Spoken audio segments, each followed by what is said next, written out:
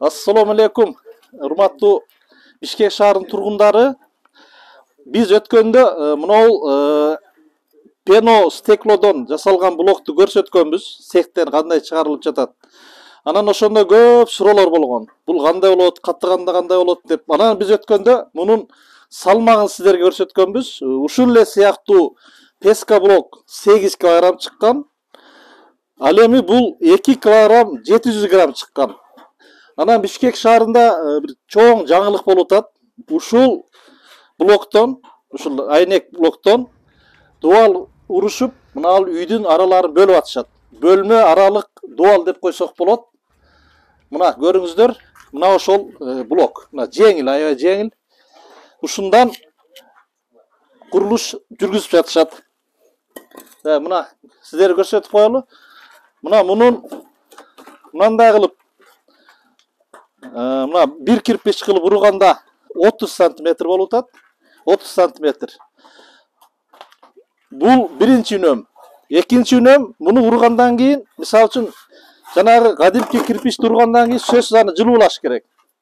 Сөзсүз жылуулаш керек. Сыртынан же ичинен жылуулап атышпай, буга жылуулоонун кереги жок. Биринчиден жылуулукту сактайт. Экинчиден үндү да өткөрбөйт. Үндү өткөрбөйт. Мына көрүңүздөр. Бул аябай бекем. Анан өткөндө сурагансыздар. Бул бекем болобу экен, бекем болбойбу экен депчи. Ана мына жерде мына балдар, мына усталар көрсөңүздөр, мына иштеп атышат. Балдар аябай бекем мына кирпич. Бөлүш кандай? Кыйынчылык менен бөлүнүп атабы? Бирок силерге эң жакшысы эмне болуп атат? Мунун сага жаккан жери мындай курулуш катары. Салмага жеңил, анан баткы жеңил. Жеңил, мындай кыйналбай иштеп атасыңар. Бөлүш оңой эле. Не болгарка менен эле бөлүнүп атабы? Болгарка менен. Анан муну сыртынан жылуулоонун кереги жок, Жылуулоонун кереги жок. Анан бул жерден мына дагы айта турган нерсе, муну мындай бир кирпич кылып урса да болот, мына. Мына жигиттер мына бир кирпич кылып уруп атышат. Мына көрдүңөрбү, мына. Мындай бир кирпич кылып. Узунунан коюп уруп атышат. Мындай урганда да дуал болот. Негизи бөлмөлөрдүн арасын бөлгөнгө мына ушул бир кирпич деле жетиштүү. Бир кирпич деле жетиштүү. Ал эми сырткы бөлүгүн дагы мына уруп атышат. Сырткы бөлүгүн көрүңүздөр.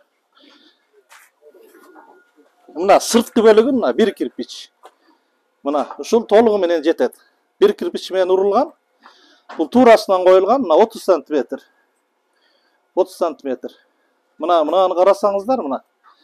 Мына ошо пеностеклонун мына чоң анан майда фракциялар аралашып, ушундай пеностеклодон жасалган. Буга чейин пеноблок иштетип жүргөндөр билет. Пеноблоктун дуал ургандан кийин аны сыртына сөзсүз дагы бир өзүнүн сеткасын тартып, анан шыбаш керек болчу да. Бул жерде сетка кереги жок, Ушул эле өзү мына бул эмени кармайт. Клей менен эле же шыбакты ушул өзү эле кармайт, туурабы? Мисалы үчүн пеноблоктой кылып жанагындай өзүнүн сеткасын тартуунун кереги жок. Мына курулушчулар айтып атат жанында балдар. Бул балдар өзүңөрдү айтып берсеңер десек, көнбөй атышат да. Анан мына чоң жаңылык. Мен дагы бир сир айтып коеюн. Бул жерде биринчиден жеңил, мына дээрлик 3 эсе жеңил. Анан экинчиден жылуу, үн өткөрбөйт. Бул жерде 3 нерседен жок дегенди утуп атасыздар да.